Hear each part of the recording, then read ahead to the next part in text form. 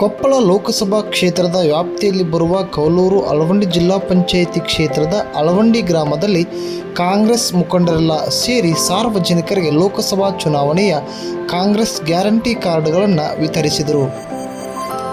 ಕಾಂಗ್ರೆಸ್ಸಿನ ಪಂಚ ನ್ಯಾಯ ಗ್ಯಾರಂಟಿಗಳಾದ 1 ಲಕ್ಷ ವೇತನ, ರೈತ ನ್ಯಾಯ, ಪಾಲುದಾರಿಕೆಯ ನ್ಯಾಯ, ಮಹಿಳಾ ನ್ಯಾಯ, ಶ್ರಮಿಕ ನ್ಯಾಯ ಹೀಗೆ 5 ಯೋಜನೆಗಳನ್ನು ಒಳಗೊಂಡ ಪ್ರಣಾಳಿಕೆಯ ಗ್ಯಾರಂಟಿ ಕಾರ್ಡ್ಗಳನ್ನು ವಿತರಿಸಿದರು. ಇದೇ ವೇಳೆ ಕಾಂಗ್ರೆಸ್ ಪಕ್ಷದ ಮುಖಂಡರಾದ ವೈಎನ್ ಗೌಡರ್, ಭರಮಪ್ಪ ನಗರದ ಚೌಡಪ್ಪ ಜಂತ್ಲಿ, ಅನ್ವರ್ ಹುಸೇನ್ ಗಟಾದ್, ಭೀಮಸಿಪ್ಪ ಅಳವಣ್ಣರ್ ಮತ್ತಿತರರು ಉಪಸ್ಥಿತಿ ಇದ್ದರು.